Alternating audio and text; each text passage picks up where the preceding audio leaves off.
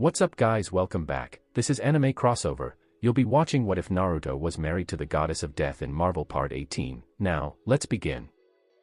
As Hela was engaged in the defeat of the ancient gods, Naruto was concurrently pursuing Rune. In terms of absolute strength, Rune was not as strong as Naruto. Ultimately, Naruto was an individual capable of defeating even the five gods. In light of the circumstances, Rune found himself in a position of helplessness. He was displeased with the extent to which Galactus had overstepped his bounds. He had provided Naruto with an ultimate weapon prior to his passing. Upon contemplating the ultimate eraser in Naruto's possession, Rune experienced a profound sense of fear.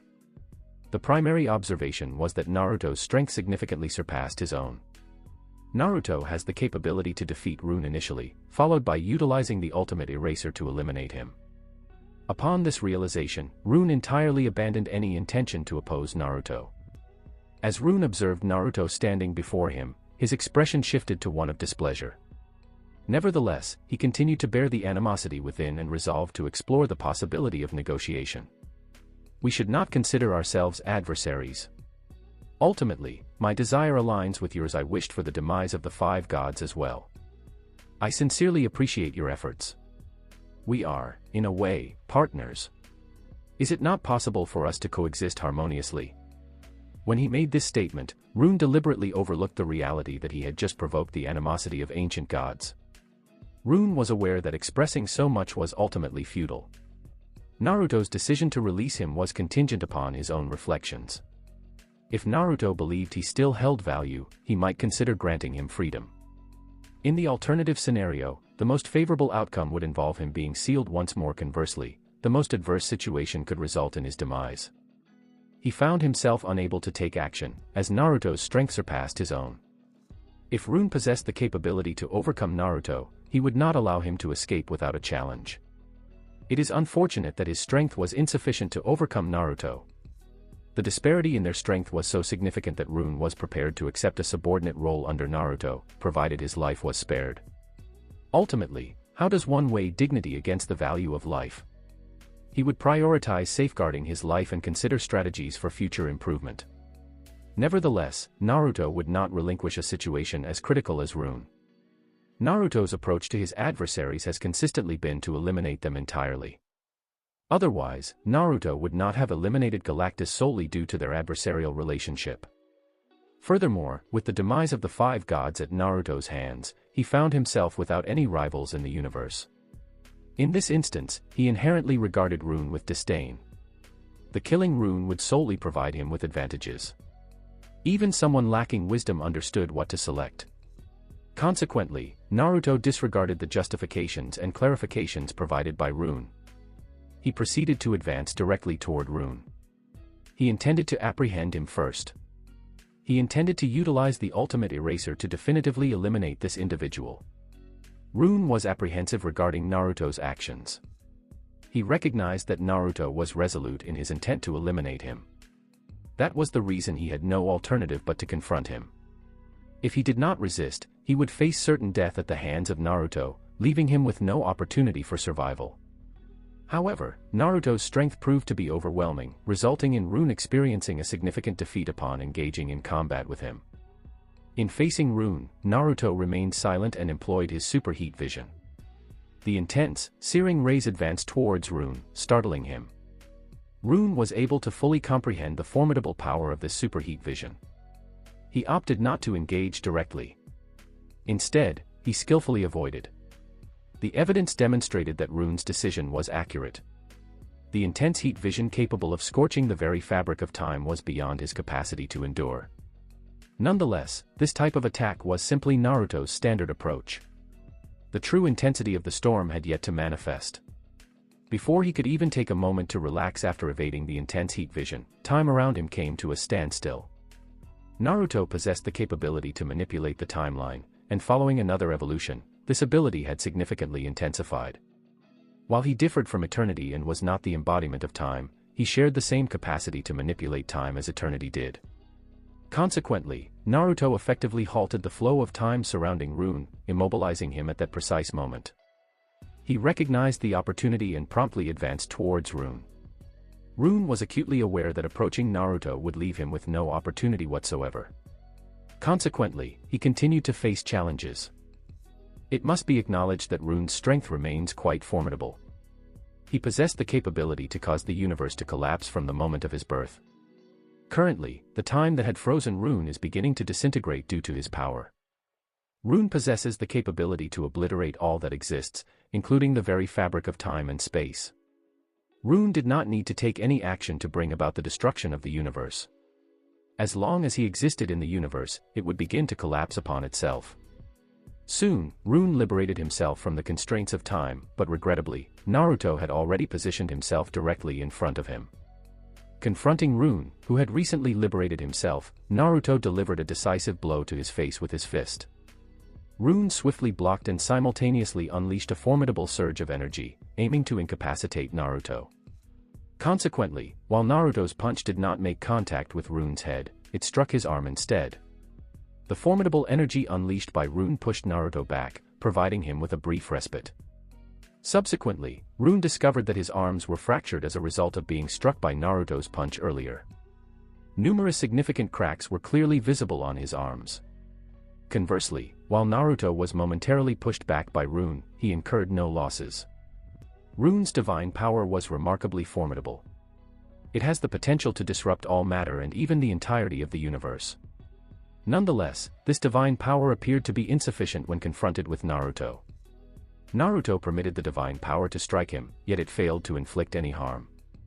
At this point, his body is capable of enduring the Big Bang without sustaining any injuries. He had become entirely impervious to any physical assault. Only formidable magical assaults could inflict damage upon him. It is worth noting that Naruto's magic resistance was not particularly high, though this assessment is relative. In comparison to the average individual, Naruto exhibited an exceptionally high level of magic resistance, rendering him nearly immune to magical effects. Naruto deduced that for someone to pose a threat to him, their magical strength would need to match that of the Scarlet Witch at her peak. A mage of universe-level capability was required to penetrate Naruto's magical defenses. One could observe the remarkable strength of Naruto's current physique. The present iteration of Naruto is nearly impeccable. Naruto was quite pleased with the enhancement of his strength. Nevertheless, this aligned with his expectations, and he remained unfazed. Conversely, it was Rune that elicited a degree of surprise from him. Following the previous confrontation, Naruto was confident that Rune's power surpassed that of Oblivion. The fear exhibited by the five gods towards this individual is quite understandable. His strength surpassed that of the five gods, and he possessed immortality. Furthermore, he possessed the capability to annihilate the universe. Rune was arguably the most significant threat to the entire universe and the five gods. It is unfortunate that his circumstances were unfavorable. Upon his birth, he was consecrated by the five deities. Upon successfully escaping, he encountered Naruto. An existence that was even more formidable than he was. It can be stated that Rune experienced a significant amount of misfortune. As Rune assessed the injuries on his body, his expression darkened. While he was aware of Naruto's considerable strength, the extent of it still exceeded his expectations. It was merely one incident, and he sustained injuries. When did such a formidable entity emerge in the universe? Furthermore, what frightened him the most was that Naruto still possessed the ultimate eraser, which had the potential to eliminate him entirely. That posed a significant threat to him. As Rune noticed Naruto's intense gaze, a sense of panic began to overwhelm him. He started to consider strategies for persuading Naruto to grant him permission to leave. What is the reason for our adversarial relationship? Is it possible for us to collaborate? I acknowledge your significant strength, and I recognize that you possess the capability to end my life. It is worth noting that there exists an additional universe beyond our own, inhabited by individuals of even greater power. By eliminating the five gods, you have undoubtedly attracted the attention of those formidable entities. If my assessment is accurate, those influential individuals will be arriving shortly and may initiate an attack against you. Perhaps we could consider an arrangement that benefits both parties. Together, we can confront the formidable individuals that exist beyond this universe. To demonstrate my sincerity, I would like to share something of great importance. The living tribunal is approaching. To alleviate Naruto's killing intent, Rune had no choice but to disclose certain information he possessed. He undertook this action to demonstrate his value in the presence of Naruto. Additionally, to enhance the credibility of his statements, he provided a name as an example. The entity referred to as the Living Tribunal represents a formidable adversary that Naruto will encounter in the future. His choice of words was deliberate. He was being truthful. Ultimately, it was a concern for his safety. Rune refrained from attempting to deceive Naruto. Otherwise, he would be the one facing misfortune once Naruto uncovered the truth. Naruto paused his actions and started to reflect upon Rune's words. He recognized that Rune was correct. There exists an alternate universe beyond our own. Numerous formidable entities existed beyond the 5 deities. The formidable entities were also adversaries that Naruto would encounter in the future. For instance, the Living Tribunal referenced by Rune was a being that transcended the 5 gods.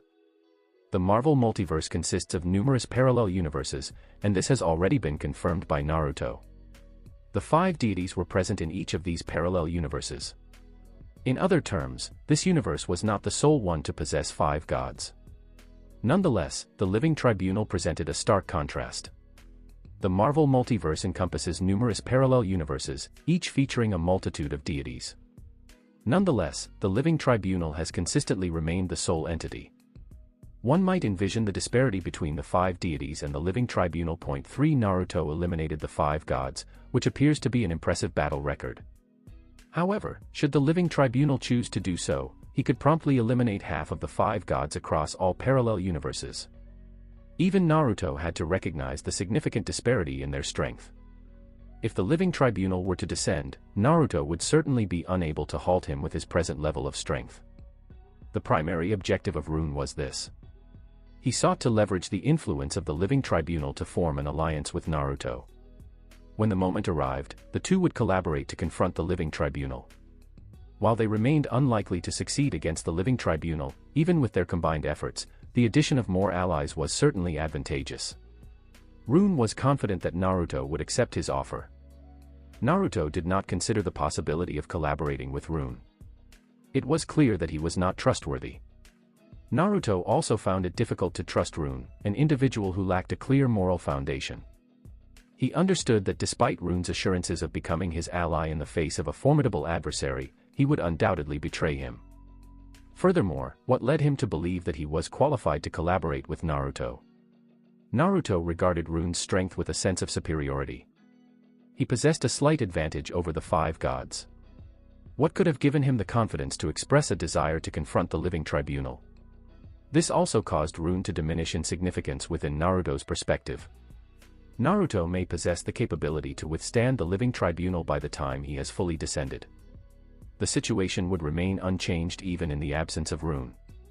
Conversely, if Naruto were entirely incapable of opposing the Living Tribunal, then in that scenario, Rune would remain ineffective. Consequently, Naruto exhibited no concern for him whatsoever. From his perspective, there was no sense of pity even if Rune were to perish. Although Rune anticipated Naruto's agreement, he launched another attack against him. This left him utterly astonished. What is going on? Would it not be prudent for you to form an alliance with me, considering the impending threat of an enemy invasion? Should we not unite in our efforts against the Living Tribunal? Naruto's actions clearly conveyed his thoughts. He was not inclined to form an alliance with Rune. Initially, Rune was filled with optimism and believed that Naruto would release him, but he has since come to terms with reality. Subsequently, he commenced a battle to the death. It was unavoidable. Rune had already conceded significantly and was even prepared to accept a subordinate role under Naruto. Nevertheless, Naruto remained resolute in his decision to retain him. In that scenario, Rune had no choice but to put his life on the line. He had never considered engaging in combat with Naruto or even taking his life. He was seeking a means to endure. Nevertheless, how could Rune withstand the challenge, even at the cost of his own life? The disparity in their strength was considerable. There were no unforeseen developments, and Naruto successfully apprehended him. At this time, Naruto had fully contained the power within Rune's body, rendering him incapable of self-destruction. He had also incapacitated Rune's body, resulting in a loss of mobility. Naruto displayed a calculated smile as he observed Rune, who was incapacitated and unable to harness his energy. Farewell. During his speech, Naruto utilized the ultimate eraser to entirely eliminate the rune. Following his encounter with Rune, Naruto chose to leave the area promptly. He chose to return to Hella's side. Simultaneously, Hella had successfully addressed all matters concerning the ancient gods. The vigorous battle has now concluded. Naruto and Hella emerged as the unequivocal victors of this war. The 5 deities had perished, and the ancient gods had been eliminated by Hella. The sole survivors on the battlefield were Naruto and Hella. It is evident that the two of them emerged as the winners. Naruto has undergone further evolution and has acquired 4 authorities of the universe. Clearly, Naruto had no intention of absorbing these authorities. While these authorities may enable an individual to achieve rapid progress, the associated side effects are significant. Upon merging with authority, an individual establishes a connection to the universe. With Naruto having transcended the universe, undertaking such an action was no longer feasible. Regarding Hella, she was not concerned about that matter. Given Hella's limited strength, this authority presented a significant opportunity for her. Secondly, she retained the Infinity Stones in her possession. They could entirely surpass the confines of the universe, and there were no limitations imposed upon them by it. Conversely, Naruto aimed to gather these powers. While he had no intention of utilizing them, he could not permit others to do so either. The overall combat capability in this universe has been significantly diminished as a result of this battle. The ancient gods perished, the celestial group was eradicated by Naruto, and all 5 deities were eliminated. The present Naruto and Hella were unable to identify any threats. This was undoubtedly the most favorable news for Naruto and Hella. Naruto and Hella exhibited a lack of ambition. Alternatively, they might have achieved a unification of the universe, allowing Asgard to emerge as the sole civilization within it. At this moment, there was no individual in this universe capable of competing with Naruto and Hella. Nonetheless, neither Naruto nor Hella opted to proceed in that manner. From their perspective, the present state of Asgard is quite satisfactory. They could simply relish their days without the concern of invasion. Expanding would likely lead to significant challenges. With Naruto and Hella present, which civilization in the universe would have the audacity to challenge Asgard? Let us return. There remains considerable work to be accomplished in Asgard. Hella approached Naruto and conveyed her message to him. Naruto acknowledged with a nod. The battle concluded swiftly, yet he had expended an excessive amount of energy. Furthermore, the significant conflict was notably arduous. Naruto found himself on the brink of despair on numerous occasions. Naruto recognized that his luck played a significant role in his success. Naruto lacked confidence in his ability to defeat the 5 gods again if given the opportunity. The power of the 5 deities was undeniably formidable. On multiple occasions, Naruto was placed in challenging circumstances. If Naruto had not possessed greater power, he could have faced sealing by the 5 gods or destruction by the ultimate eraser. After expending considerable energy and engaging in a challenging struggle, Naruto understandably required some time to unwind. Otherwise, it would be excessively exhausting for him to remain in a constant state of tension. He certainly did not fully unwind. He retained a clear recollection of the matter concerning the Living Tribunal. Naruto was confident that the Living Tribunal would arrive shortly. That was the reason he needed to devise a solution to address the Living Tribunal prior to its arrival. Otherwise, his conclusion would be quite unfavorable. The presence of the Living Tribunal was certainly a significant challenge that Naruto had to confront. Even Naruto, who had recently defeated the 5 gods, lacked the assurance to move this mountain. However, Naruto recognized that mere anxiety would not resolve this issue. It resembled a mathematical equation. If you were unable to resolve the issue, then it remains unresolved. It was unproductive to feel anxious. The Living Tribunal resembled a complex mathematical equation. If you were unable to overcome it, then you were unable to overcome it. It was unproductive to be anxious. He should prioritize enjoying his life initially. It is advisable for him to consume food and beverages at the earliest opportunity. If he were to pass away, he would no longer have the opportunity to enjoy anything. Shortly after Naruto and Hella departed, a figure clad in a black robe with an exceptionally large head arrived at the battlefield. The sight of the remains of the ancient gods and the 5 deities in the universe left this being in a state of astonishment. I never anticipated that this significant conflict would conclude in such a manner. The former overlord descended from the altar, while the new overlord commenced his reign. Nonetheless, none of this pertains to me. I need to document all occurrences that took place here. The individual reflected internally. He then retrieved a notebook and commenced documenting this battle in unfamiliar terms. If Naruto were present, he would likely identify the individual recording as a member of the Observer civilization within the Marvel multiverse. The Observer civilization maintained such a discrete presence in the universe that few individuals were familiar with their existence. Nonetheless, this did not imply that their strength was significantly lacking. Their strength was indeed formidable. They may be regarded as the second most powerful race in the universe, surpassed only by the Beyonders. The Celestials and the Eternal race were merely a collection of novices in comparison to the Observer civilization. They have been present since the inception of the Marvel multiverse. Their civilization's technology took over 1 billion years to reach an advanced level of development. Subsequently, they commenced the alteration of the life force of individual members of their civilization. At this point, nearly all individuals within the Observer civilization possessed the capability to traverse the universe. The ancient gods lacked the power of the Observers from the Observer civilization. One can envision the formidable strength of such a dominant race. The Observers identified as Buddhist. They would solely document the events occurring in the universe and refrain from actively intervening in the affairs of different civilizations. They were the pure audience. They lacked the motivation to discern between righteousness and malevolence. The rationale behind their Buddhist perspective stemmed from the fact that the Observer civilizations had experienced comparable losses in the past. An observer of the Observer civilization previously assisted a civilization, but this intervention ultimately resulted in the demise of that civilization. Since that time, the Observers had resolved to remain impartial, choosing not to intervene in any matters. Upon documenting the results of the conflict, the Observer gazed towards the path taken by Naruto and Hela. A new sovereign of the universe has emerged. He is now required to confront the upcoming test. The living tribunal is approaching this universe. I am curious whether the new king will be able to devise a solution. The onlooker mumbled to himself. He was looking forward to what was about to happen. Naruto naturally knew nothing about the Observer. He has already returned to Asgard alongside Hela. Then they noticed that many celestial corpses were piling up outside Asgard's castle.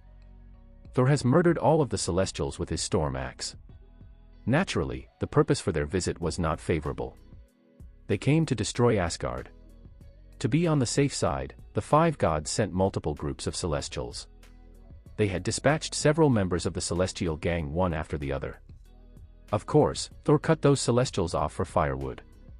After all, Naruto had already murdered the Celestial group's most powerful members. Only a few old and feeble Celestial group members remained. Naturally, these Celestials would not constitute a threat to Thor. Hela, on the other hand, had a long-term perspective. Without Hela's orders and Odin's might, which she entrusted over to Thor, Asgard may be unable to survive the onslaught. After all, even though Naruto saw the Celestial gang as a bunch of rotten fish, they were the most scary presence in the universe to the rest of the universe. The universe's largest violent organization was no joke. Of course, Naruto's brutality had wiped out the greatest violent group. When Hela returned to Asgard, she was greeted warmly. Thor, who had already become the new God King, personally arrived to greet her. Thor's posture was quite low. He knew he had become God King since Hela had granted him the status. That's why he was so deferential when he met Hela and Naruto. In reality, Hela still had a higher standing in Asgard than Thor. Hela may become the God King of Asgard again at any time if she so desired. After all, Hela had done a lot for Asgard, and the people of Asgard were very pleased with her as God King. The present Asgard was not only the uncontested ruler of the 9 worlds, but Hela had also brought an end to the twilight of the gods. Of course, Thor's reputation in Asgard was not bad. Thor has effectively established his dominion by using the bodies of Celestials. Furthermore, Hela's crowning of him as God King was justifiable. Thor has now been elevated to the status of God King in the hearts of the Asgardians. In any event, the inhabitants of Asgard had very low standards for God Kings. From their perspective, the God King simply needed to be strong enough to protect them from bullies. Both Thor and Hela surely accomplished this. Frigga was the most happy with Asgard's current status. Her offspring had already become exceptional god rulers. At the same time, Asgard was blossoming, and its national might was growing. She felt that if Odin saw this scenario, he would be overjoyed. Frigga sighed deeply as she mentioned Odin. If Odin had been less obstinate, he would not have been murdered by Hela. Then again, if Odin wasn't obstinate, would he still be himself? After spending some time in Asgard, Naruto returned Hela to Earth. He no longer preferred to live alone. Instead, he resided at the old beach manor. This was Naruto's possessions, which he had left behind.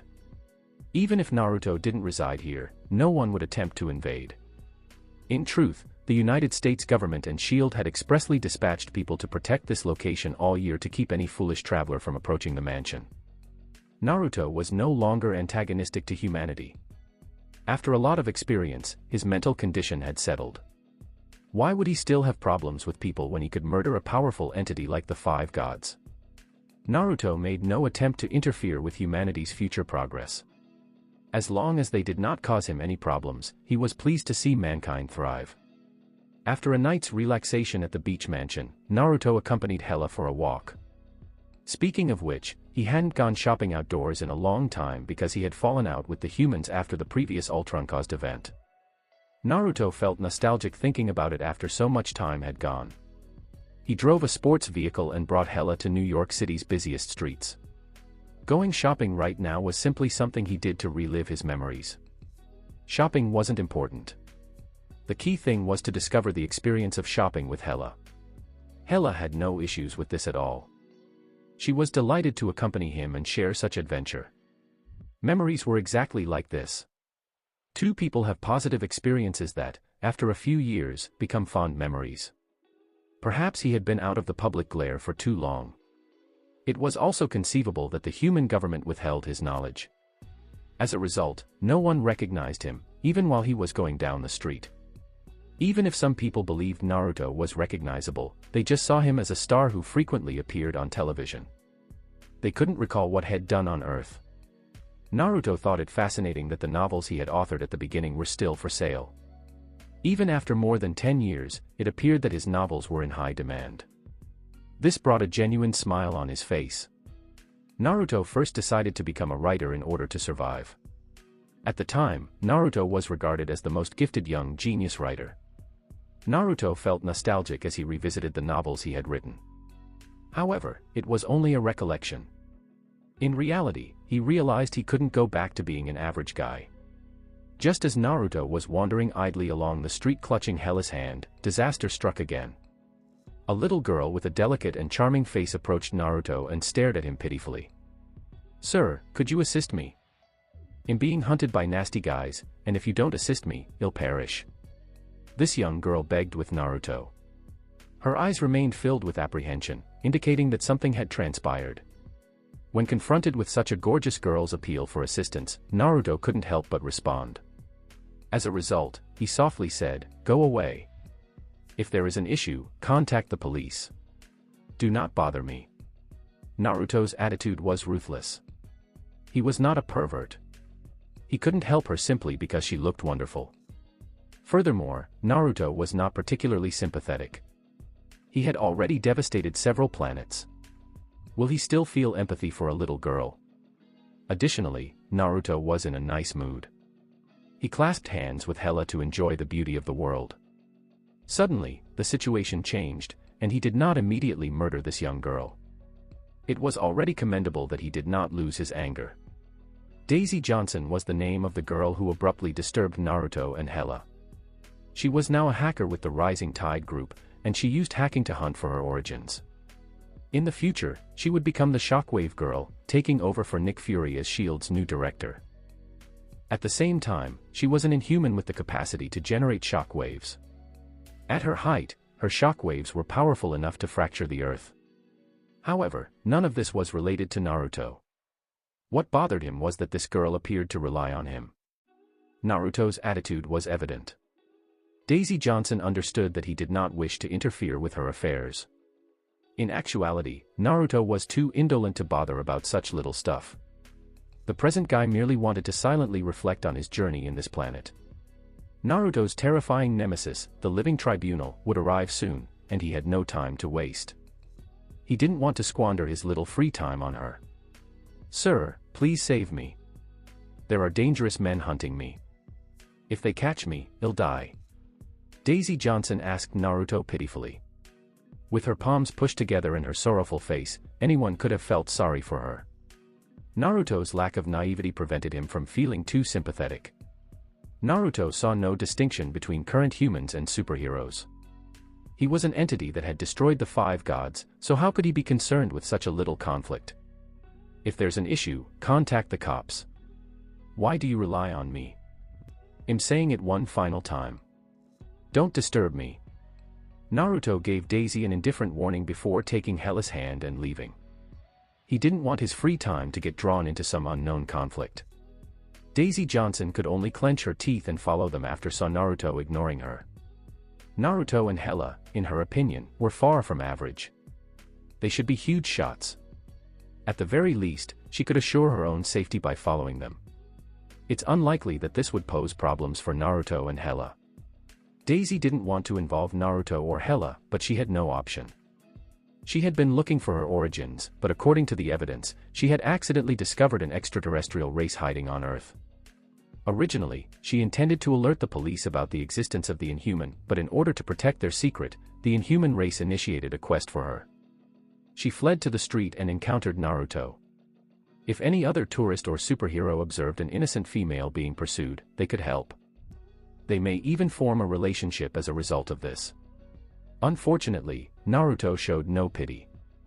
He didn't even seem to care about Daisy. There were too many stunning ladies in the globe. Naruto could have been like Tony if he had wanted to. Don't you think Hella was better than these women? Hella could totally meet all of Naruto's needs. Was that not enough? Also, if Naruto really had sympathy, he wouldn't go around destroying the Celestial Group and all those eternal races. Naruto wouldn't feel any psychological weight for a woman who just couldn't stop chasing after her own demise. When he saw that she was trailing behind them, he just brushed her off. As long as she stayed out of trouble, she was free to tag along with them. But you know, even though Naruto kept quiet, someone else started to feel a bit anxious. So, that guy was Nick Fury. Naruto didn't keep his return to Earth a secret, so Nick Fury found out pretty fast. As soon as Nick Fury found out that Naruto was back, he jumped into action, getting everything ready to the highest standards. Sure, these preparations weren't really intended to hold him back. If Naruto truly set his mind to something, there's no way Nick Fury could hold him back. What he really wanted was to keep some clueless nonsense from bothering Naruto. It would really be a bummer if he got annoyed again. If he were to sink another part of the United States into the sea, who would Nick Fury turn to for help? That's why he got really angry when he noticed Daisy was always following Naruto around. Ugh! Does she have any idea what kind of existence she's stirring up? Daisy's death didn't really matter. So, what if she got on Naruto's nerves, and he ended up accidentally blowing up the Earth? What happens next? Hey Avengers, we've got an emergency on our hands. Take a break from everything you're doing and make sure the god of the world is left undisturbed. This girl, in particular. We need to make sure she doesn't get any closer to the target. Nick Fury quickly made a call and started giving orders to the Avengers. He could hold off on tackling the criminals and focus on the biggest crisis first. So, they've been battling those super criminals for ages now, but have they actually made any headway? Helping Earth dodge an extinction crisis should definitely be our top priority. Nick Fury gave the order in no time, and the Avengers jumped into action just as fast. Spider-Man was the first to make a move, and he was out there in New York. Spider-Man has really evolved over the years, hasn't he? He wasn't just a hairy boy anymore, he had transformed into a real superhero. As soon as Peter Parker got the order from Nick Fury, he didn't waste any time and quickly headed over to where Naruto was. So, without anyone catching on, he just stopped Daisy, who was trailing behind Naruto. Naruto knew what was going on, but he just didn't take any action. He really didn't mind that Nick Fury was scared of him, as long as he kept his distance. He really didn't give a thought to the poor girl who got caught up by Spider-Man. Naruto and Hella kept walking through the streets at a relaxed pace. Daisy was feeling pretty scared at this point. They took her to an alley, and you could see the fear all over her face. She was convinced that the Inhuman was about to capture her, and that she would be silenced for good. She tried to pull away, but Peter Parker had a grip on her arm, keeping her from moving or escaping. She felt so desperate in this situation that she thought she might not make it. But Peter Parker didn't go after her. He let out a sigh of relief when he noticed that Naruto didn't react.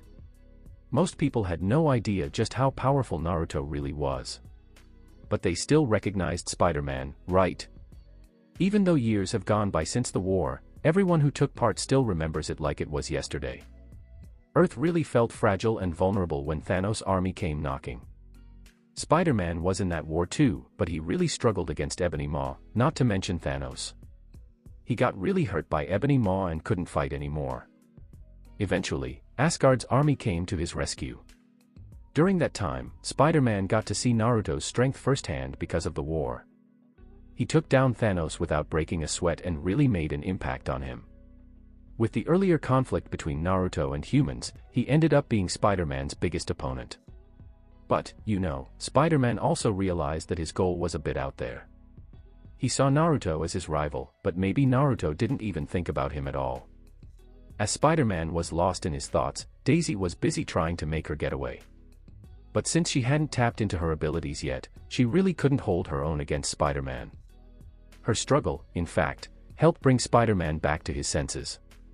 Seeing the fear in Daisy's eyes, Peter Parker realized that she was viewing him as a bad person. He began to explain. No need to feel nervous, hey, I'm really not a bad guy. Hey there. I'm Peter Parker. What's your name? Hey there, I'm Peter Parker. He was still super popular, and Spider-Man was definitely the idol for a lot of young folks. Daisy was familiar with him, even if she wasn't really into Spider-Man. After watching him closely, she finally let go of her worries. Since it was Spider-Man, he didn't have to hide anything from her. But at the same time, she got a bit curious too. Hey, who was that guy just now? It looks like you're pretty scared of him.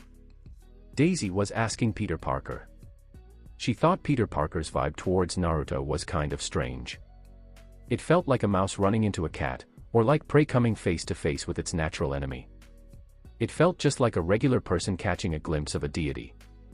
There was definitely a strong sense of respect. Daisy had only ever noticed this kind of look on the faces of really devoted believers. When Daisy asked her question, Peter Parker just went ahead and answered without giving it much thought. He's quite the big deal.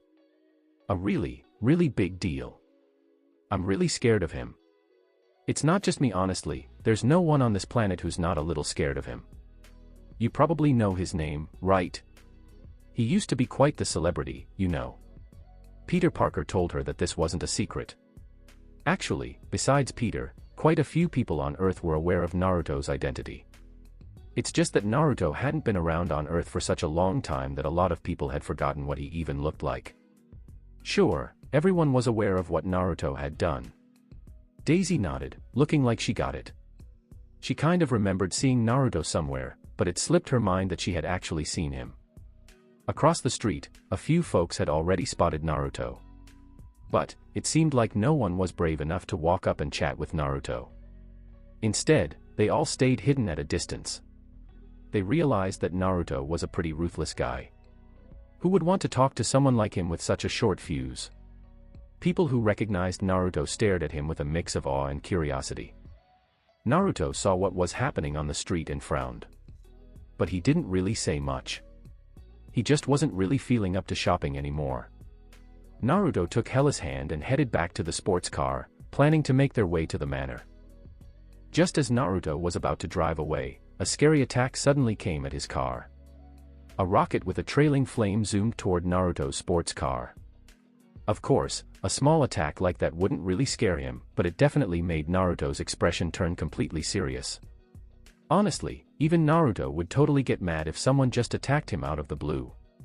Even though these attacks didn't really affect him, he understood that he needed to stand up for himself if he was going to be attacked. He immediately focused on the thug who shot the rocket at him and started to chase him down.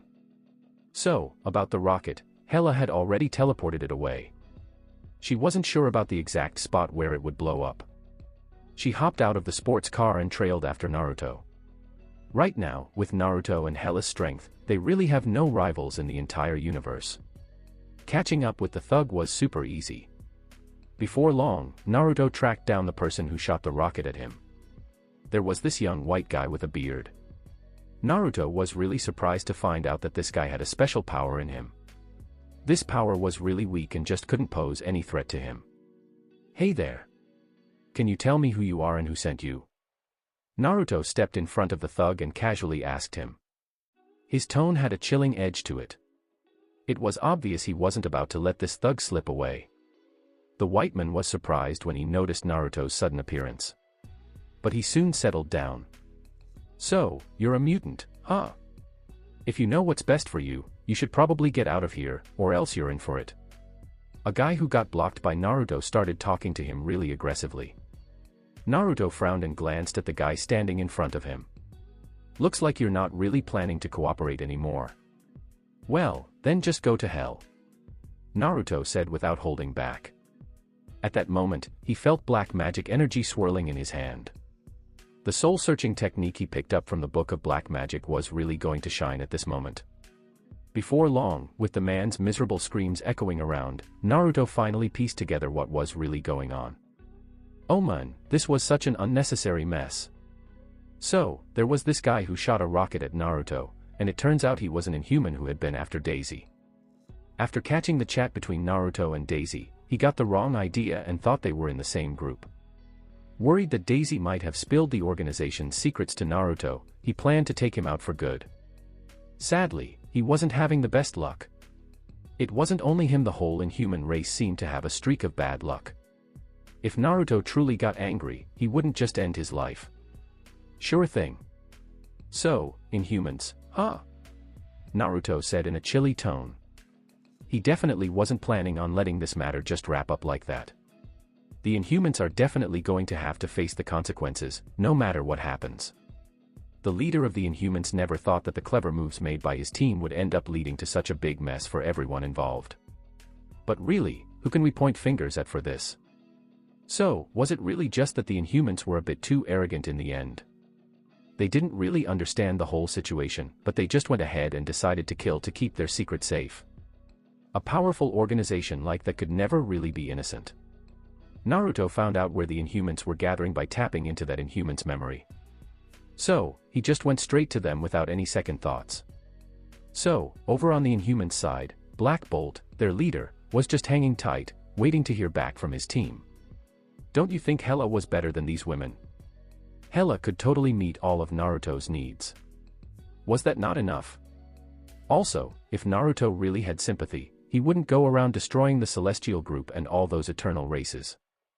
Naruto wouldn't feel any psychological weight for a woman who just couldn't stop chasing after her own demise. When he saw that she was trailing behind them, he just brushed it off. As long as she stayed out of trouble, she could tag along with them. But you know, even though Naruto kept quiet, someone else started to feel a bit anxious. So, that guy was Nick Fury. Naruto didn't keep his return to Earth a secret, so Nick Fury found out pretty fast. As soon as Nick Fury found out that Naruto was back, he jumped into action and got ready with the utmost seriousness. Sure, these preparations weren't really intended to hold him back. If Naruto really set his mind to something, there's no way Nick Fury could stop him. What he really wanted was to keep some clueless nonsense from bothering Naruto. It would really be a bummer if he got annoyed again. If Nick Fury were to sink another part of the US into the ocean, who would he turn to for help? That's why he got really angry when he noticed Daisy was constantly following Naruto. Ugh! Does she have any idea what kind of existence she's stirring up? Daisy's death didn't really matter. What if she got on Naruto's nerves, and he ended up accidentally blowing up the Earth? Then what happens? Hey Avengers, we've got an emergency on our hands. Hey, take a moment to set aside everything you're doing and make sure the god of the world stays undisturbed. This girl, in particular. We've got to make sure she doesn't get any closer to the target. Nick Fury quickly made a call and started giving orders to the Avengers.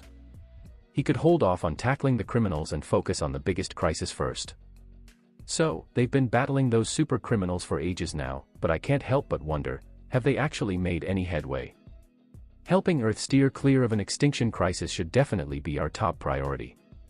Nick Fury's order came through in no time, and the Avengers jumped into action just as fast. Spider-Man was the first to make a move, and he was out there in New York. Spider-Man has really evolved over the years, hasn't he? He wasn't just a hairy boy anymore, he had transformed into a real superhero. As soon as Peter Parker got the order from Nick Fury, he didn't waste any time and hurried over to where Naruto was. So, without anyone catching on, he just stopped Daisy, who had been trailing behind Naruto. Naruto knew what was going on, but he just didn't take any action. He really didn't mind that Nick Fury was scared of him, as long as Fury kept his distance. He really didn't give a thought to the poor girl who got caught by Spider-Man. Naruto and Hela kept walking through the streets at a relaxed pace. Daisy was already feeling pretty scared at this point.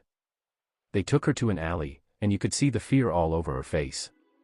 She was convinced that the Inhuman was about to capture her, and that she'd be silenced for good. She gave it a shot to break free, but Peter Parker had a hold on her arm, making it tough for her to move. She felt so desperate in this situation that she thought she might not make it. But Peter Parker didn't go after her. He let out a sigh of relief when he noticed that Naruto didn't react. Many folks had no idea just how powerful Naruto really was. But they still knew Spider-Man, right? Even though years have gone by since the war, everyone who took part in it still remembers it clearly. Earth was in a pretty delicate spot when Thanos' army came knocking. Spider-Man was part of that war too, but he really struggled to take on Ebony Maw, let alone Thanos. He got seriously hurt by Ebony Maw and couldn't fight anymore. Eventually, Asgard's army came to his rescue. During that time, Spider-Man got to see Naruto's strength firsthand because of the war. He took down Thanos effortlessly and really made an impact on him. The conflict that erupted between Naruto and humans earlier really set him up as Spider-Man's biggest opponent. But, Spider-Man also realized that his goal was kind of out there. He saw Naruto as his rival, but maybe Naruto didn't even think about him at all. As Spider-Man was lost in his thoughts, Daisy was busy trying to make her getaway. But since she hadn't tapped into her ability yet, she couldn't really compete with Spider-Man. Her struggle, in fact, helped bring Spider-Man back to his senses. Seeing the fear in Daisy's eyes, Peter Parker realized that she was viewing him as a bad person. So, he began to explain. No need to feel nervous, hey, I'm really not a bad guy. Hey there. I'm Peter Parker. What about you? Hey there, I'm Peter Parker. He was still super popular, and Spider-Man was the idol for tons of young folks. Daisy knew him, even if she wasn't really into Spider-Man. After watching him closely, she finally let go of her worries. Since it was Spider-Man, he didn't have to hide anything from her. But at the same time, she got a bit curious too. Hey, do you know who that guy was just now? It looks like you're pretty scared of him. Daisy was asking Peter Parker. She thought Peter Parker's vibe towards Naruto was kind of strange. It felt like a mouse running into a cat, or like prey coming face to face with its natural enemy. It felt just like a mortal catching a glimpse of a god. There was definitely a strong vibe of respect. Daisy had only ever noticed this kind of look on the faces of really devoted believers. When Daisy asked her question, Peter Parker just went ahead and answered without giving it much thought. He's quite the big deal. A really, really big deal. I'm really scared of him. It's not just me, honestly, there's no one on this planet who's not a little scared of him. You've probably heard his name before, right? He used to be really famous, you know. Peter Parker told her that this wasn't a secret. Actually, besides Peter, there were quite a few people on Earth who knew Naruto's identity. It's just that Naruto had been away from Earth for such a long time that a lot of people had forgotten what he even looked like. Yeah, everyone was aware of what Naruto had done. Daisy nodded, almost as if she got it. She kind of remembered seeing Naruto somewhere, but it slipped her mind that she had actually seen him. Across the street, a few folks had already spotted Naruto. But nobody was brave enough to approach Naruto and start a chat. Instead, they all stayed hidden at a distance. They realized that Naruto was a pretty ruthless guy. Who would want to talk to someone like him with such a bad temper? The people who spotted Naruto couldn't help but look at him with a mix of awe and curiosity. Naruto saw what was happening on the street and frowned.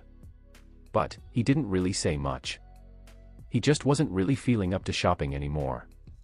Naruto took Hella's hand and headed back to the sports car, planning to make their way back to the manor. Just as Naruto was about to drive off, a scary attack suddenly headed straight for his car. A rocket with a trailing flame zoomed toward Naruto's sports car. Of course, a small attack like that wouldn't really scare him, but it definitely made Naruto's expression turn completely serious. Of course, even Naruto would get mad if someone just attacked him out of the blue. Even though these attacks didn't really affect him, he understood that he needed to stand up for himself if he was going to be attacked. He locked eyes with the thug, who shot a rocket at him and took off in pursuit. So, about the rocket, it's already been teleported away by Hella. She wasn't sure about the exact spot where it would blow up. She hopped out of the sports car and trailed after Naruto. Right now, with Naruto and Hella's strength, they really have no rivals in the entire universe. Catching up with the thug was super easy. Before long, Naruto tracked down the person who shot the rocket at him. A young white guy with a beard, huh? Naruto was really surprised to find out that this guy had a special power inside him. This power was really weak and just couldn't pose any threat to him. Hey there. Who are you, and what brings you here? Naruto stepped in front of the thug and casually asked him. His tone had a hint of something deadly. He definitely wasn't going to let this thug get away. The white guy was pretty surprised when he saw Naruto show up out of nowhere. But he settled down pretty fast. So, you're a mutant, huh? If you know what's best for you, you might want to get out of here, or else you'll regret it. A guy who got blocked by Naruto started talking to him really aggressively. Naruto frowned and glanced at the guy standing in front of him. Looks like you're not really planning to cooperate anymore. Well, then just go to hell. Naruto said without holding back. At that moment, he felt black magic energy manifesting in his hand. The soul-searching technique he picked up from the Book of Black Magic was really going to shine at this moment. Before long, with the man's desperate screams echoing around him, Naruto finally pieced together what was really going on. By the way, this was totally an unnecessary mess. So, there was this guy who shot a rocket at Naruto, and it turns out he was an inhuman on the hunt for Daisy. After catching the chat between Naruto and Daisy, he got the wrong idea and thought they were in the same group. Worried that Daisy might have spilled the organization's secrets to Naruto, he planned to take him out for good. Sadly, he didn't have the best luck. It wasn't just him, the whole inhuman race seemed to be dealing with some seriously bad luck. If Naruto truly got angry, he wouldn't just end it all. Sure thing. So, Inhumans, huh? Naruto said in a chilly tone.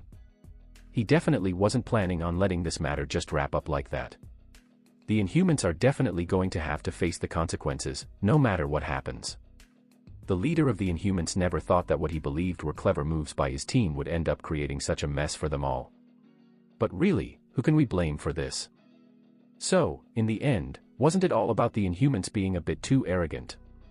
They didn't really understand the whole situation, but they just went ahead and decided to kill to keep their secret safe. There's no way a powerful organization like that could be innocent. Naruto found out where the Inhumans were gathering by tapping into that Inhuman's memory.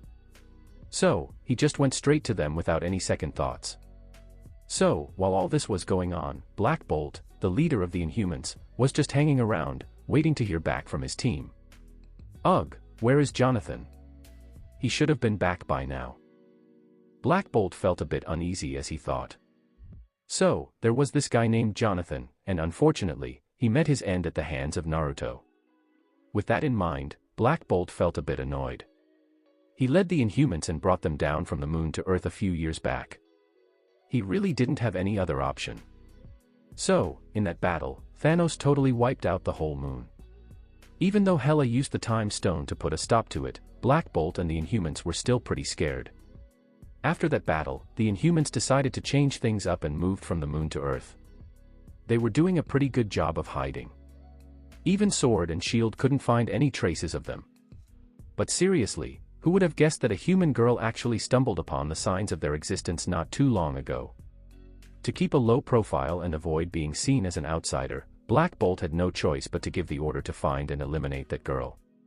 So, a bunch of things went down after that. Naruto also had a hand in changing this plot.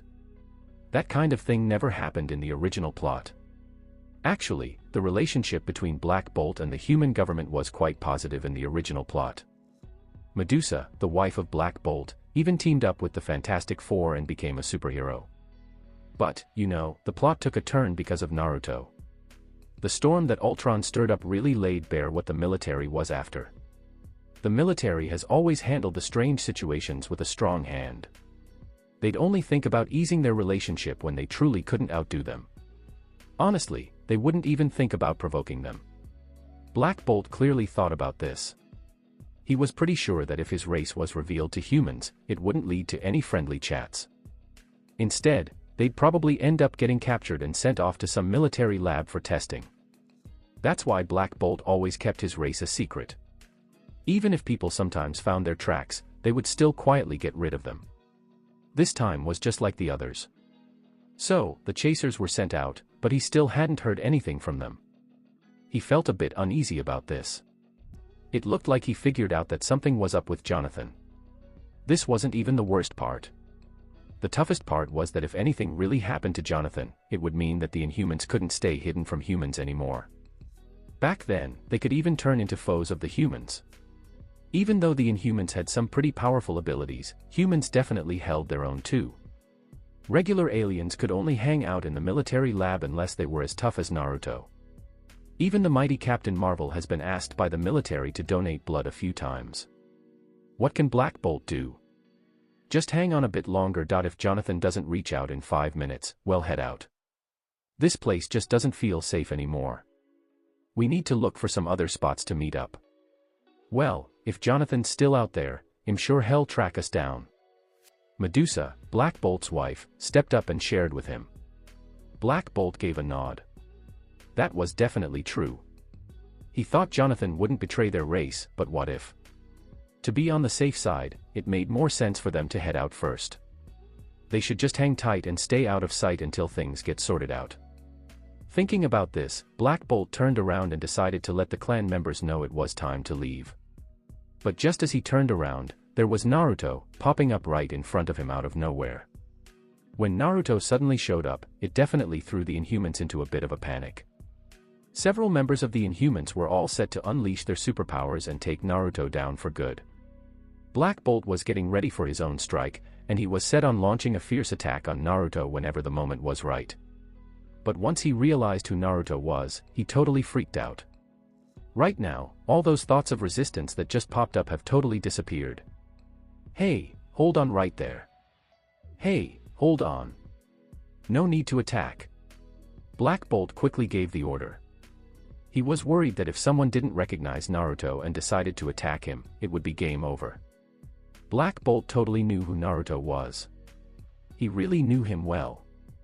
He saw the whole showdown between Naruto and Thanos, after all. Also, once he arrived on Earth, he started collecting info about a bunch of powerful people here. Out of all these tough guys, Naruto was definitely the one he wanted to steer clear of. Hey there. It's Black Bolt, the leader of the Inhumans, here to say hello. I'm curious about what brought you to our place. Black Bolt was really scared. He quickly gave in and relaxed his stance. Honestly, anyone who knows about Naruto's battle record would totally be scared. Didn't they realize that even Captain Marvel from Sword was too scared to breathe heavily around Naruto? Of course, Black Bolt was just like that too. He totally didn't want to take on Naruto at all. So, it was really important for him to get what Naruto was all about. If he showed up here due to some misunderstanding, it's best to clear things up as soon as we can. If not, their deaths wouldn't make any sense. What brought me here again? Hey, shouldn't you be giving me the answer to this question? Why would the Inhumans go after me?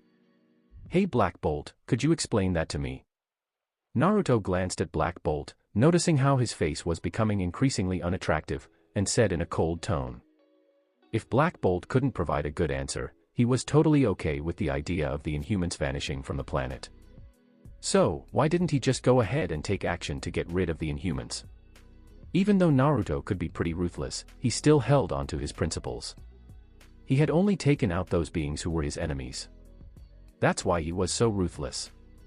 When it came to this situation, he really needed to figure out if the Inhuman named Jonathan, who had gone after him, acted alone or if the whole Inhuman race had put him up to it. If it was the first option, then Naruto probably wouldn't react much if Black Bolt said sorry. In the end, he wasn't hurt, and the Inhumans didn't hold any grudges against him. If it was the latter, Naruto wouldn't be so soft. It looks like none of the Inhumans are getting out of this one. After hearing what Naruto had to say, Black Bolt took a deep breath. His head was pounding. He kind of knew what was happening. It seems like it would have been an Inhuman who mistakenly thought of Naruto as a cleaning tool.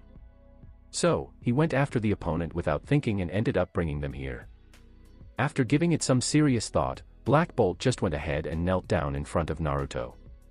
"I'm really sorry. A clan member did something silly that led to your misunderstanding. We ask for your forgiveness, O mighty God of the world. We, Inhumans, have never seen ourselves as your enemies. As long as we can earn your forgiveness, our Inhuman race is willing to pay any price, even if it means my life." Black Bolt didn't think twice and just went along with it. Naruto's strength showed that Black Bolt really shouldn't mess with him. The Inhumans definitely couldn't afford to provoke him either. If Naruto truly wanted to wipe them out, there wouldn't even be a trace left behind. So, Black Bolt quickly said sorry and made it clear that the Inhumans really didn't want to be his enemies at all. So, he asked for forgiveness and was even ready to pay the ultimate price with his life. Naruto felt so sincere about it that he was even a bit embarrassed to take them out. He could sense that Black Bolt and the Inhumans weren't really out to get him. Maybe it was just that poor guy named Jonathan who chose to go after Naruto. Once he grasped this point, Naruto's inner killing intent faded quite a bit. Naruto wasn't one to go around killing unless it was absolutely necessary. Naruto would just take out his enemies without giving them a second chance to live. Since it seems like there was a misunderstanding, let's just leave it at that. I really don't care about your race. But if something like this happens again, I'm not going to hear your explanation. After casually dropping a threat, Naruto turned around and vanished. He sorted it out in just a few minutes. During the whole thing, Black Bolt was just kneeling on the ground, not looking to put up any fight. This showed that Naruto was really strong and held a special place in people's hearts. Even though he stayed under the radar, his battle record was just too over the top. How could something like that go unnoticed? Also, it wasn't only Black Bolt. Other hidden organizations on Earth have also marked Naruto as the most untouchable person. There was a time when, if there was a conflict with Naruto, everyone would just give in and let him have his way. Naruto's willingness to admit his mistakes is what led him to spare the Inhuman race. If not, the outcome wouldn't look so bright. Once Naruto vanished, Black Bolt gradually stood up and let out a sigh of relief. Only God really understood the kind of pressure he was under right now. When he was up against Naruto just now, he seriously thought he might not make it out alive. Luckily, Naruto decided not to take them all out. He actually left a way out for the Inhumans. Well, this was also because Naruto didn't really see the Inhumans as anything special. Medusa, his wife, approached Black Bolt, who was on the verge of collapsing and had just narrowly escaped death. "Hey, who was that guy just now? You seem a bit on edge." Medusa asked Black Bolt with a hint of curiosity. She had known Black Bolt for ages, but she had never seen him get so nervous before. He wasn't even like this when he was up against Ronin from the Kree Empire. The Inhumans came from the Kree Empire. The Kree people are the ones who created them. The brilliant minds of the Kree Empire combined the genes of the Kree and Earthlings to create the Inhumans. So, they ended up being the biological weapons for the Kree Empire. So, Earth was where the Kree people decided to test things out and create the Inhumans. Eventually, the Kree folks got a heads up from Asgard, and they really had no option but to pack up and leave the solar system. The reason the Inhumans lived on Earth was that. So, later on, something totally unexpected happened that made all the Inhumans pack up and move to the moon. Among these formidable entities, a figure attired in contemporary human attire gradually opened his eyes within his realm. Subsequently, his attention shifted towards the realm of Naruto's universe. Within the Marvel multiverse, numerous powerful entities exist. Within the singular universe, 5 deities existed. Within the multiverse, the living tribunal also existed. Numerous powerful entities that have transcended the confines of a single universe frequently opt to reside in solitude within a remote area of the multiverse. Similar to Naruto, they possess the capability to eliminate the existence of the five gods within a singular universe. There were numerous other formidable entities similar to this. In essence, transcending a single universe serves as evidence of the formidable entities within the Marvel multiverse. A significant number of capable individuals successfully achieved this accomplishment. Historically, Naruto may have exhibited characteristics that set him apart from these multiverse-level powerhouses. However, after acquiring the heart of the universe, this gap had already vanished, and he had even exceeded these formidable powerhouses. With the heart of universe, Naruto held a position of significant power within the entire multiverse. Certainly, there remained a disparity when compared to those individuals with more extreme tendencies.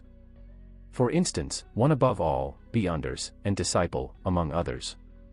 These entities had transcended the multiverse. For these individuals, the numerous multiverses were merely a tool for their experimentation and exploration.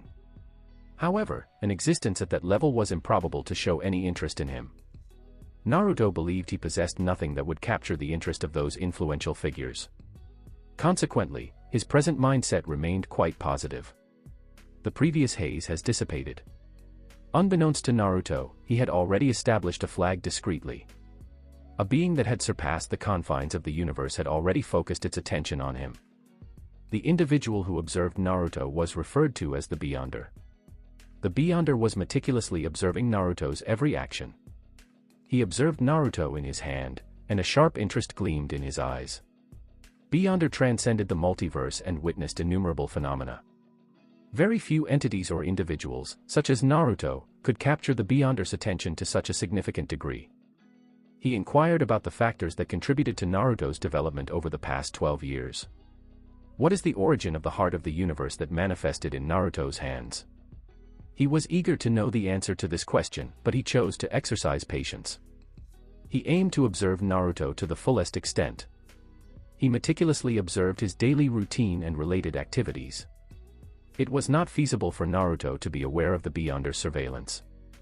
Despite his awareness, he found himself powerless to act. A figure of such prominence could exert influence over Naruto, leaving him unable to resist. At this moment, Naruto had already set aside his enthusiasm and commenced the fusion with the heart of the universe. As Naruto moved, the heart of the universe gradually began to integrate into his chest. As time progressed, Naruto's physical capabilities continued to enhance. Simultaneously, an intense force that he had never experienced before emerged within him. It instilled in him a sense of mastery over the multiverse with just a single thought. Naruto was aware that this was merely an illusion, thus he had no intention of proceeding with it. If he were to proceed in that manner, he would be significantly jeopardizing his safety. During the fusion of Naruto with the heart of the universe, Hela was simultaneously awakened by the energy it emitted. She observed Naruto, who was consistently enhancing his abilities. Hela's interest in Naruto would remain unfulfilled. She had always been intrigued by the nature of his existence due to his enigmatic presence and the rapid pace at which he gained strength.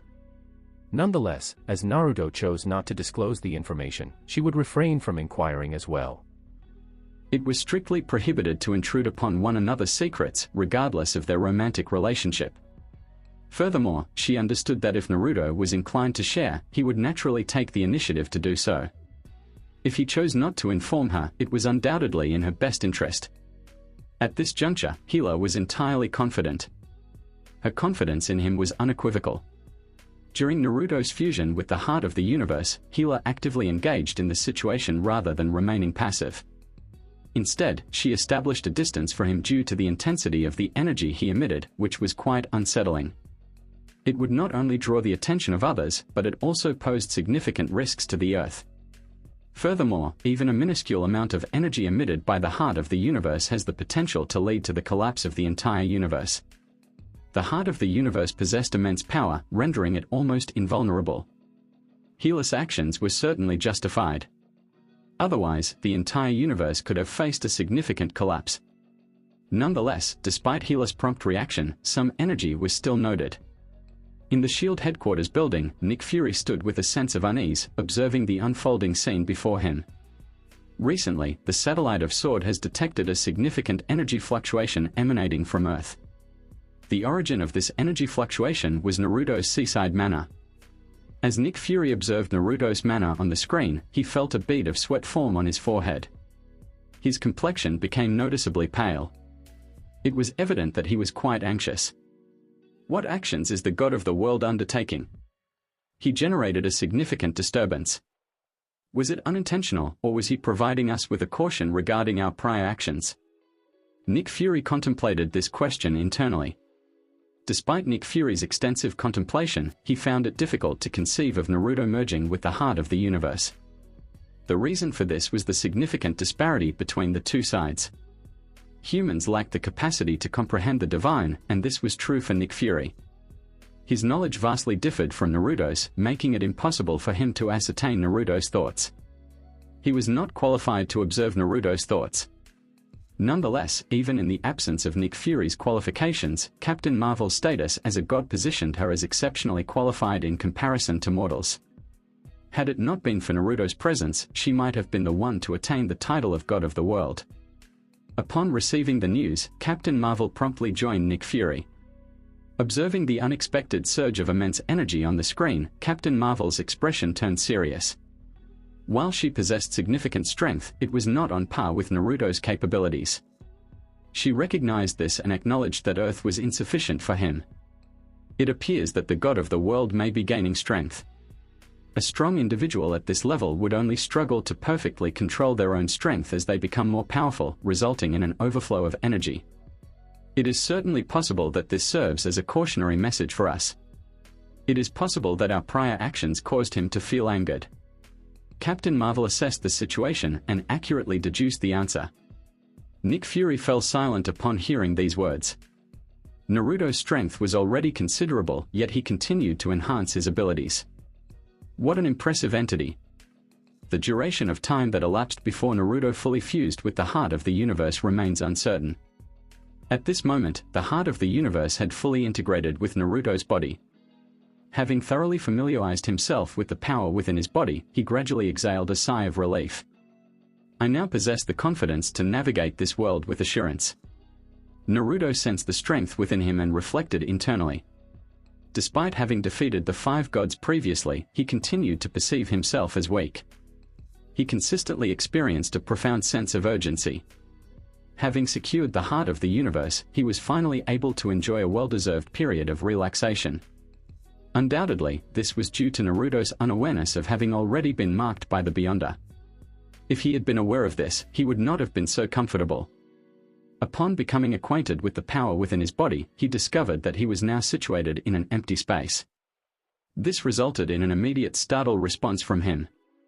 He believed that he had inadvertently unleashed some energy during his fusion with the heart of the universe, resulting in the explosion of the universe.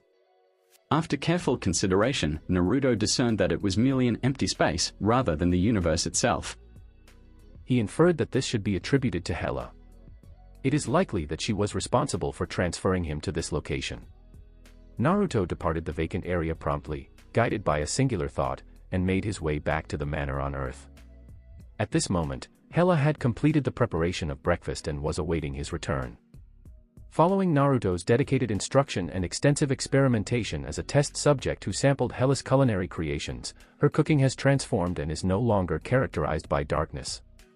She could now be regarded as a budding culinary expert, and the food she produced had attained an upper-middle level of quality. Is it completed? As Naruto gradually took a seat, Hela inquired. Naruto acknowledged with a composed demeanor. Hela observed this as well, leading her to feel more at ease. His attempt at concealment was adequate, yet she possessed a deep familiarity with him.